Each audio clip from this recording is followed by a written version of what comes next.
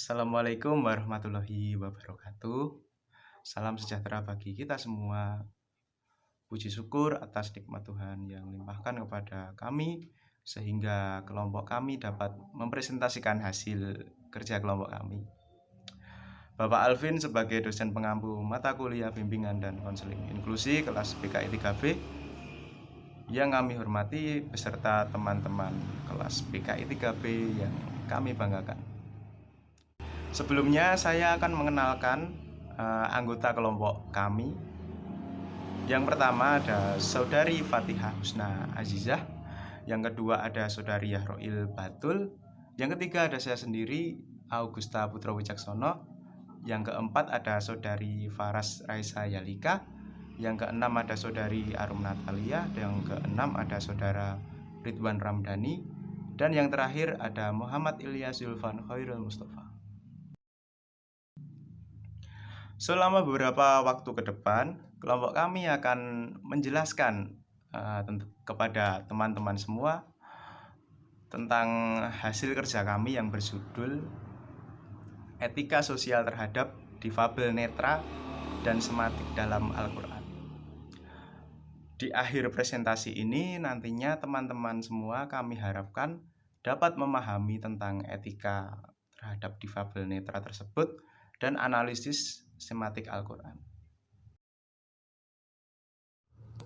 Polemik istilah tunanetra atau difabel netra. Pandangan negatif dan perlakuan diskriminatif terhadap people with disability atau difabel tidak terlepas dari definisi yang sudah diterima dan membentuk cara pandang terhadap mereka. Untuk itu perlu dilihat bagaimana sebenarnya pandangan fundamental Al-Quran terhadap penyandang disabilitas, khususnya difabel netra, dan bagaimana Al-Quran memperlakukan mereka dengan mengungkapkan kembali makna kata kunci disabilitas dalam Al-Quran. Nah, beberapa peneliti sebelumnya telah membahas difabel dalam Al-Quran. Salah satunya yaitu M.A.S. Abdul Halim menulis catatan pendek tentang The Blind and the Quran dalam Journal of Quranic Studies. Hanya saja catatan singkat ini bukan membahas difabel netral dalam Al-Quran, tetapi membahas proses difabel netral berinteraksi dengan Al-Quran, gitu. Seperti menjadi qori, ya, proses menghafalkan Al-Qurannya dan menggunakan Al-Quran Braille atau Al-Quran yang buat khusus orang tunanetra gitu. Nah, dari pemaparan di atas, permasalahan yang diteliti dalam tulisan ini perlu dirumuskan dalam dua pertanyaan utama.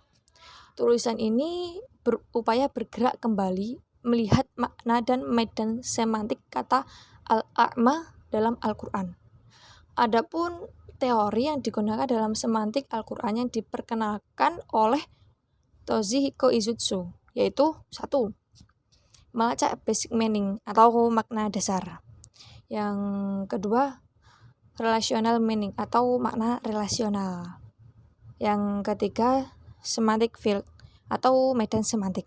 Nah, para pakar bahasa menyebut semantik bagian ilmu bahasa yang mempelajari makna itu. Dengan menggunakan kajian semaan Al-Quran dalam menganalisis ayat-ayat Al-A'ma, berarti berusaha melihat wawasan dunia, ya, atau worldview gitu, ya. Nah, dalam KBBI edisi ketiga, tuna itu berarti rusak, kurang, tidak memiliki, dan tidak sempurna. Sedangkan sedangkan netra berarti mata. Nah, gabungan dari dua kata ini kemudian diartikan menjadi buta. Sedangkan dalam KBBI lain diartikan sebagai kondisi di mana seseorang tidak dapat melihat. Gitu. Dari pengertian ini bisa dipahami istilah tunanetra masih menyisakan persoalan dan kesan negatif. Nah, menurut Rofah, definisi dan makna disabilitas telah menjadi perdebatan panjang. Nah, definisi kecacatan dalam dunia medis telah digugat karena dianggap menjadi penyebab terhadap perlakuan munculnya diskriminasi dan marginalisasi difabel dalam struktur sosial. Nah, premis yang diusung adalah kondisi disabilitas hanyalah kondisi hasil konstruksi sosial gitu, bukan realitas eksistensi seseorang. Nah, istilah difabel netral juga disebutkan dalam peraturan pemerintah nomor 7 tahun 1991. Di sana ada 5 macam difabel, yaitu difabel netra, difabel rungu, wacara, daksa, dan yang terakhir difabel grahita. Nah, dengan mengikuti alur argumen beberapa pendapat, istilah tunanetra dianggap tidak layak untuk digunakan karena memosisikan seseorang yang mengalami keterbatasan fungsi indera penglihatan sebagai cacat individu. Nah, untuk itulah istilah difabel netra lebih diutamakan penggunaannya daripada tunanetra dalam tulisan ini. Makna dasar, kajian semantik atau basic meaning. Menurut definisi Izutsu, makna dasar adalah something inherent in the word itself which it carries with it wherever it goes. Kata kunci yang menjadi fokus kajian makna dasar adalah kata al-amma, yang berarti ketidakmampuan untuk melihat kebenaran. Kata al-amma dapat digunakan pada dua makna, yaitu denotatif dan konotatif. Denotatif yang berarti kebutaan fisik atau pada mata, dan konotatif adalah kebutaan batin atau pada hati. Makna relasional dengan paralel retorik. Makna relasional adalah setiap kata yang menempati posisi dalam kalimat akan menghasilkan makna baru. Hubungan kata kunci dengan kata-kata yang lain juga akan membentuk medan semantik. Kata al-a'ma muncul secara berulang-ulang dalam beberapa ayat dengan makna yang sama, menunjukkan makna menjadi bagian penting dalam bentuk wawasan Al-Quran.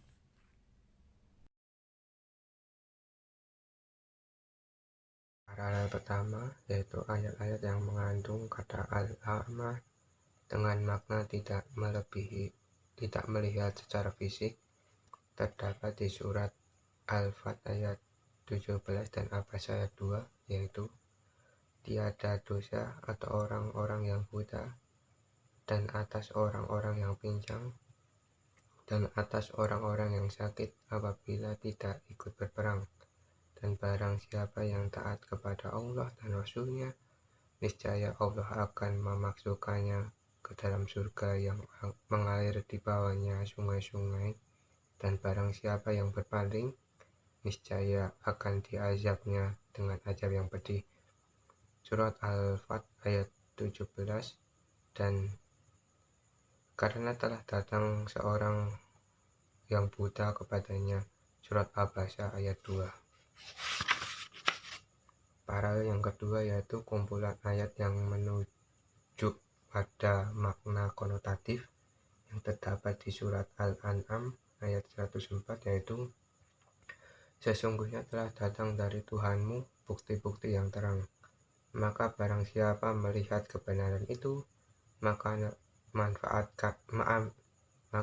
manfaatnya bagi dirinya sendiri, dan barang siapa buta tidak melihat kebenaran itu, maka kemudaratannya kembali kepadanya.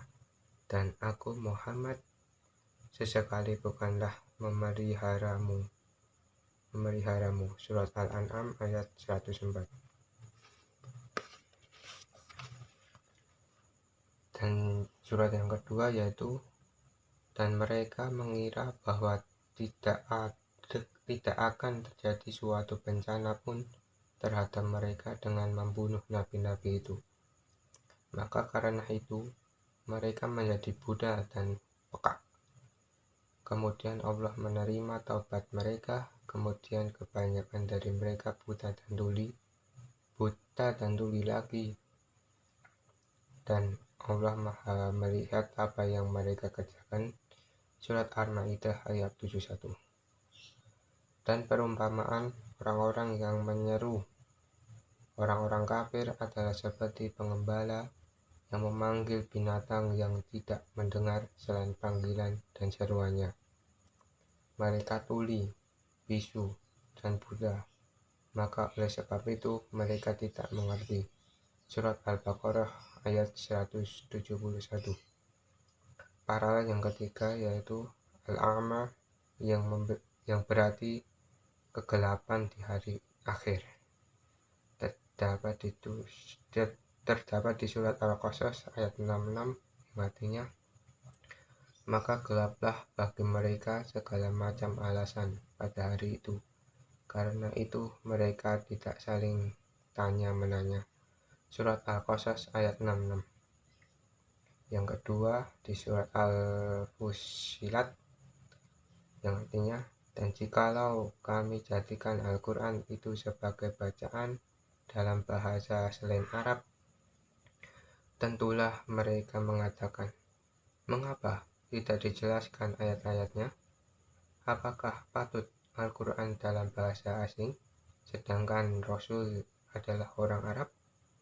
Katakanlah, Al-Quran itu adalah petunjuk dan penawar bagi orang-orang mukmin, dan orang-orang yang tidak beriman pada telinga mereka adalah sumbatan, sedangkan Al-Quran itu suatu kegelapan bagi mereka. Mereka itu adalah seperti yang dipanggil dari tempat yang jauh. Surat Al-Fussilat ayat 44. Dan surat Al-Isra yang artinya, dan barang siapa yang ditunjuki Allah, dialah yang mendapat petunjuk, dan barang siapa dia sesatkan, maka sesekali kamu tidak akan mendapat pertolongan bagi mereka selain dari Dia. Dan kami akan mengumpulkan mereka pada hari kiamat diseret atas muka mereka dalam keadaan buta, bisu, dan peka. Tempat kediaman mereka adalah neraka jahanam. Tiap-tiap kali menyala api jahanam itu akan padam. Kami tambah lagi bagi mereka nyalanya. Surat Al-Isra ayat 97. Paralel yang keempat yaitu Al-Anam dalam arti kebutuhan dari petunjuk kebenaran. Terdapat di surat Al-Hajj ayat 46 yang artinya, maka apakah mereka tidak berjalan di muka bumi, lalu mereka mempunyai hati yang dengan itu mereka dapat memahami, atau mempunyai telinga yang dengan itu mereka dapat mendengar. Karena sesungguhnya bukanlah mata itu yang buta, tetapi yang buta ialah hati di dalam dadanya. Surat Al-Hajj ayat 46.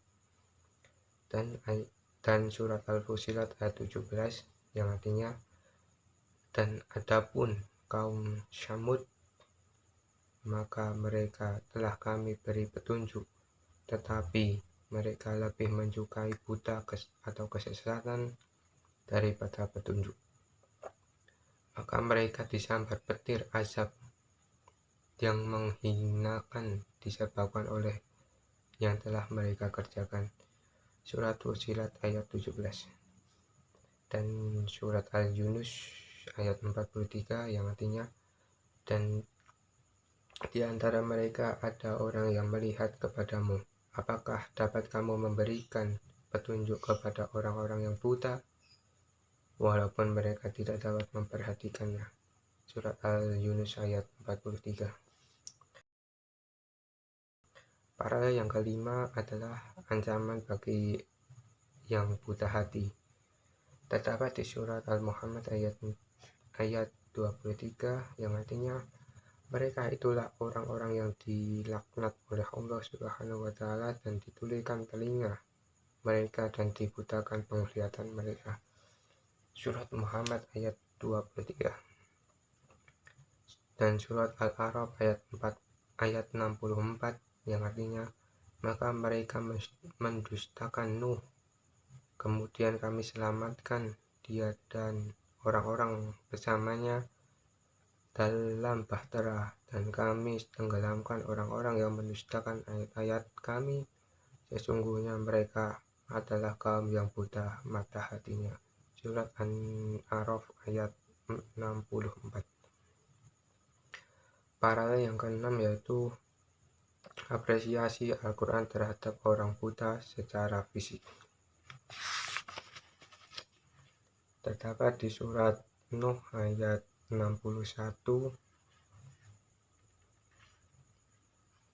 surat Al-Fat ayat 17, dan yang artinya tiada dosa atas orang-orang yang buta dan atas orang-orang yang pincang dan orang-orang yang sakit apabila tidak ikut berperang, dan barang siapa yang taat kepada Allah dan Rasul-Nya, niscaya Allah akan memasukkannya ke dalam surga yang mengalir di bawahnya sungai-sungai, dan barang siapa yang berpaling, niscaya azabnya sangat pedih. Surat Al-Fat ayat 17.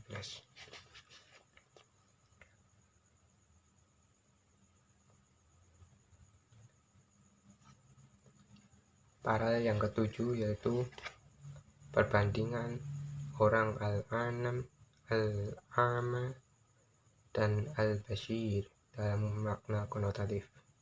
Terdapat di surat Al-Ghafir ayat 58 yang artinya, dan tidaklah sama orang yang buta dengan orang yang melihat, dan tidaklah pula sama orang-orang yang beriman serta mengerjakan amal soleh dengan orang-orang yang durhaka, sedikitpun sekali kamu mengambil pelajaran. Surat Al-Ghafir ayat 58. Selanjutnya surat Al-Hud ayat 24 yang artinya, perbandingan kedua golongan itu orang-orang yang kafir dan orang-orang yang mukmin seperti orang yang buta dan tuli, dengan orang-orang yang dapat melihat dan dapat mendengar.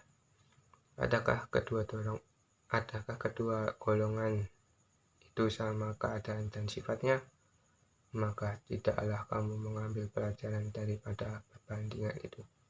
Surat Al-Hud ayat 24. Paralel yang terakhir yaitu paralel ke-8 yaitu tentang ayat yang mengandung kata al-ama dengan al-dalal atau kesesatan. Terdapat di surat Al-An'am ayat 81 yang artinya, dan kamu telah sesekali tidak dapat memalingkan orang-orang yang buta dari kesesatan mereka. Kamu tidak dapat menjadikan seorang pun mendengar kecuali orang-orang yang beriman kepada ayat-ayat kami, lalu mereka berserah diri. Surat Al-An'am ayat 87. Selanjutnya surat Ar-Rum ayat 53 yang artinya, dan kamu sesekali tidak dapat melihat, dan kamu sesekali tidak akan dapat memberi petunjuk kepada orang-orang yang buta mata hatinya dari kesesatannya, dan kamu tidak dapat mendengar petunjuk Tuhan melainkan kepada orang-orang beriman dengan ayat-ayat kami. Mereka itulah orang-orang yang berserah diri kepada kami. Surat Ar-Rum ayat 53. Dan surat Al-Zukhruf ayat 40 yang artinya, maka apakah kamu dapat menjadikan orang yang peka bisa mendengar, atau dapatkah kamu memberi petunjuk kepada orang-orang yang buta hatinya dan kepada orang yang tetap dalam kesesatan yang nyata. Surat Al-Zukhruf ayat 40.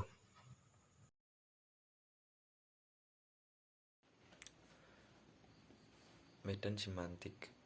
Berbagaimana al-amah dalam ayat-ayat Al-Quran di atas sejatinya membentuk sebuah bangunan yang memiliki karakter khusus dalam dunia Al-Quran.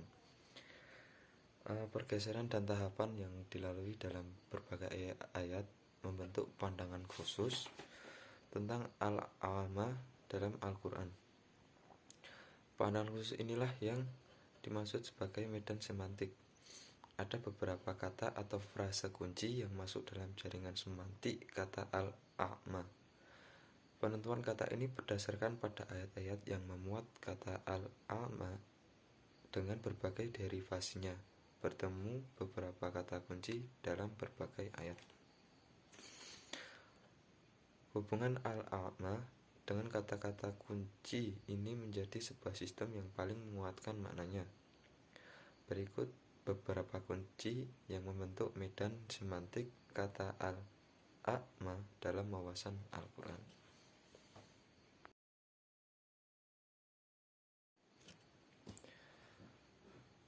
Beberapa kata kunci yang membentuk medan semantik kata al-a'ma tentu dalam wawasan Al-Quran. Yang pertama, basir.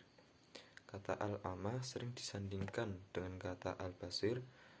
Penyandingan ini menunjukkan adanya jaringan makna relasional yang kuat antara dua kata ini.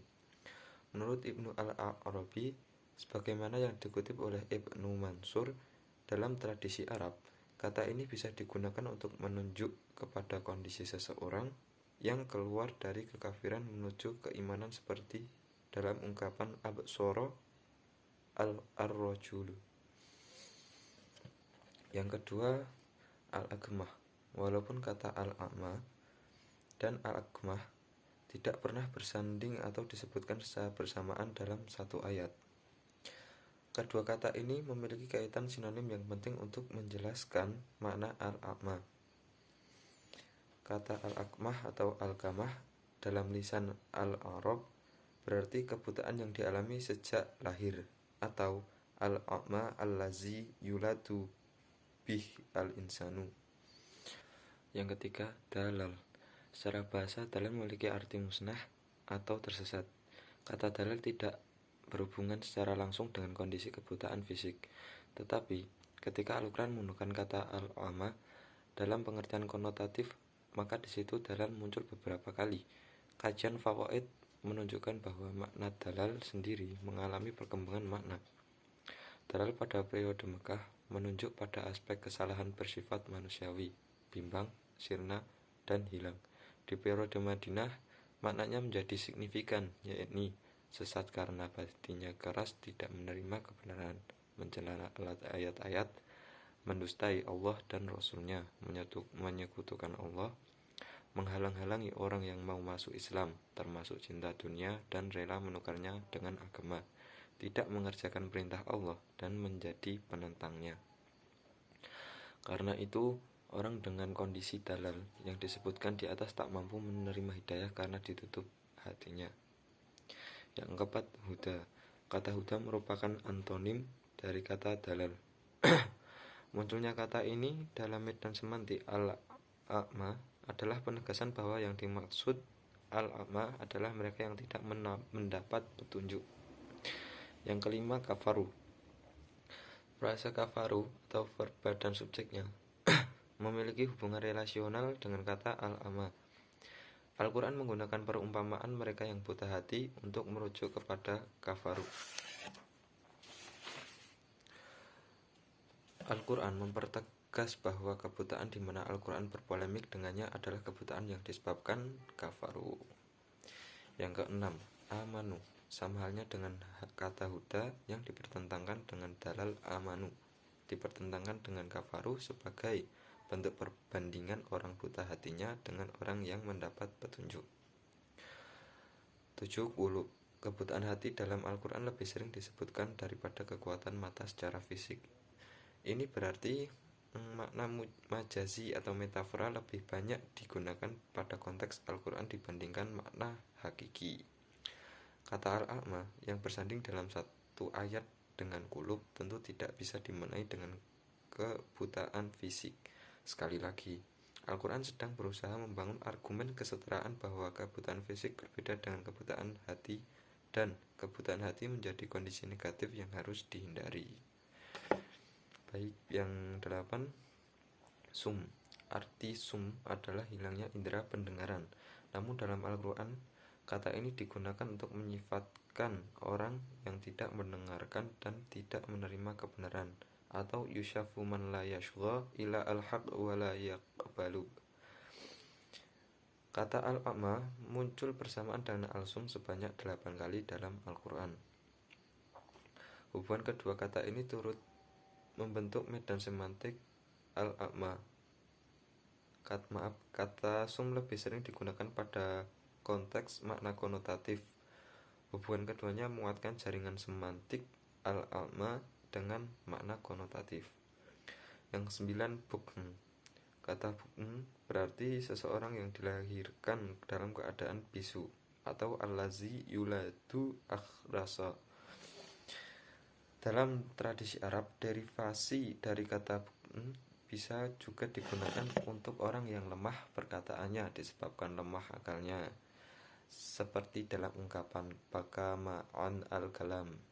Dalam Al-Quran, kata bukn muncul bersamaan dengan kata umyun dalam 3 ayat, yakni Quran Surat Al-Baqarah ayat 18, 171 dan Quran Surat Al-Isra ayat 97, dan juga selalu disertai dengan kata sum.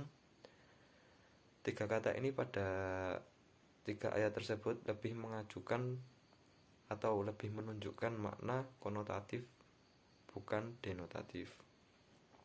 Yang ke-10, al-araj. Secara bahasa al-araj berarti pergi ke tempat yang tinggi atau syahab ila al-su'ud. Ketika seseorang pergi ke tempat yang lebih tinggi maka akan timpang. Oleh karena itu, orang yang pincang disebut al-araj. Kata al-araj dalam Al-Quran menunjukkan pada kondisi fisik. Misal, kata al-araj yang bersanding dengan kata alma pada Quran Surat Al-Fajr ayat 17. Ayat ini sedang mengapresiasi kepada orang yang memiliki keterbatasan fisik untuk tidak perlu ikut berperang. Hubungan al-araj dengan al-ama menguatkan makna bahwa kebutaan fisik atau difabel netra mendapat apresiasi dalam Al-Quran dengan memperlakukannya secara proporsional sebagai keragaman fisik dan sesuai kondisi. Yang ke-11, marid atau orang sakit juga disebutkan bersamaan dengan kata a'ma dalam Quran Surat Al-Fajr ayat 17, sehingga ada 3 kondisi yang tidak diperbolehkan ikut perang dalam ayat tersebut, yaitu difabel netra, difabel daksa, dan orang sakit. Munculnya kata marid dalam ayat ini ikut membangun medan semantik kata kunci ama dalam Al-Quran. Yang ke-12, zulumat dan nur. Kata zulumat muncul dalam ayat ketika Allah Subhanahu wa ta'ala membandingkan apakah sama orang yang alma dan orang yang basir. Kemudian Allah Subhanahu wa ta'ala membandingkan apakah sama zulumat dengan nur. 2 kalimat yang bersandingan dalam satu ayat ini memberikan penegasan bahwa perbandingan yang dilakukan oleh Al-Quran hanyalah pada tataran makna konotatif, bukan ditujukan kepada difabel netra. Nah, kata kunci yang berada pada PowerPoint ini ya membentuk jaringan medan semantik.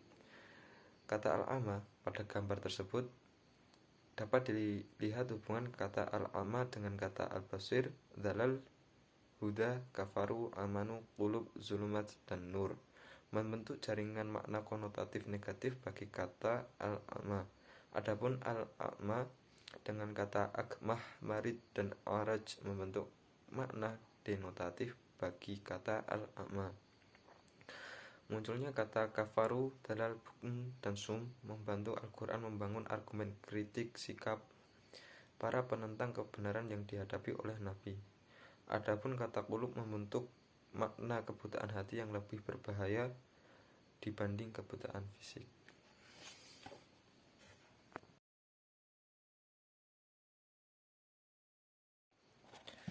Eksistensi difabel netra dalam wawasan Al-Quran. Kata al-a'ma dengan berbagai derivasinya dalam 33 ayat Al-Quran menunjukkan adanya perhatian khusus kata ini sebagai bagian dari wawasan Al-Quran. Mana kata al-a'ma tidak dapat disamakan dengan berhadapan begitu saja dengan istilah difabel netra.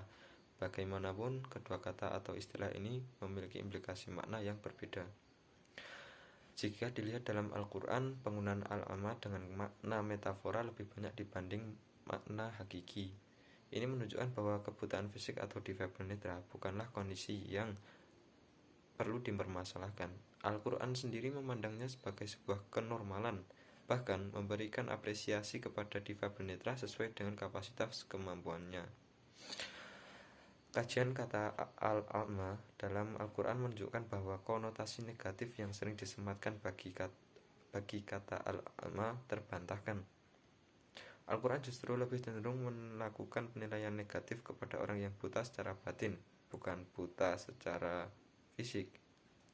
Kepada orang buta secara batin dan bukan buta secara fisik. Ini berarti difabel netra dalam arti buta fisik bukanlah kondisi negatif dalam perspektif Al-Quran.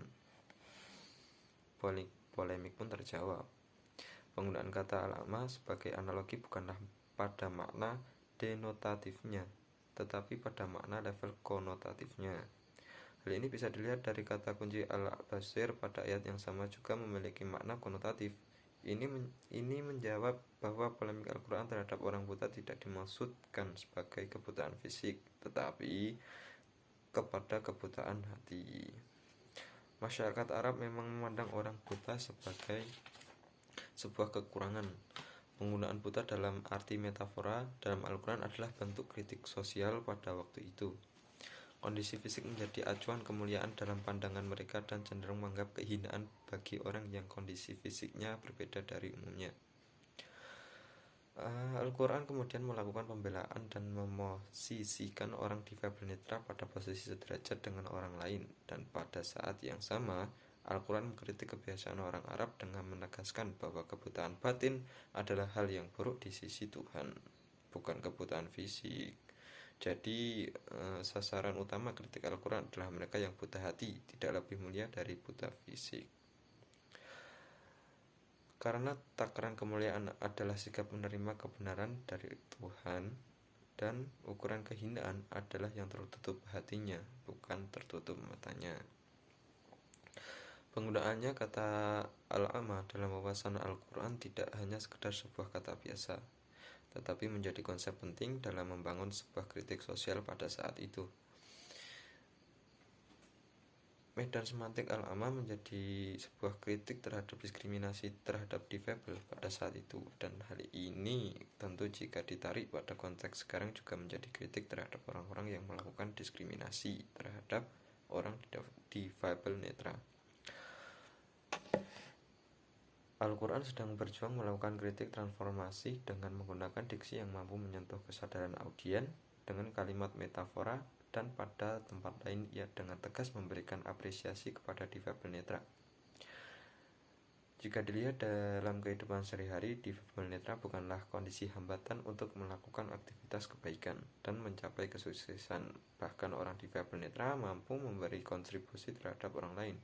Al-Quran melakukan pembelaan terhadap difabel netra dan memberikan dorongan untuk memaksimalkan potensi indera lain seperti akal untuk bernalar dan telinga untuk mendengar. Potensi-potensi yang dimiliki serta perlakuan adil terhadap mereka akan memberi ruang terbuka, memberikan kontribusi dalam kehidupannya dan orang lain. Kesimpulan, berdasarkan pembahasan di atas, ada beberapa hal yang dapat digarisbawahi. Pertama, dalam Al-Quran, setidaknya kata al-a'ma memiliki dua makna, yaitu makna denotatif dan konotatif. Makna konotatif menunjuk kepada konotatif negatif, dan makna denotatif muncul ketika Al-Quran memberikan apresiasi terhadap difabel netra. Kedua, setidaknya ada dua hal yang sedang diperjuangkan Al-Quran terkait difabel netra, yaitu pembelaan terhadap orang yang memiliki keterbatasan indera penglihatan dan kritik sosial terhadap kebiasaan orang Arab yang buta batin atau tidak mengikuti kebenaran yang disampaikan oleh Nabi Muhammad SAW. Kritik sosial Al-Quran ini harus dibawa untuk mengonstruksi etika sosial terhadap difabel netra, yaitu tidak memosisikan mereka sebagai kaum tertindas dan termarginalkan, tetapi mereka dipandang sebagai bentuk keragaman fisik dengan hak kewajiban yang proporsional.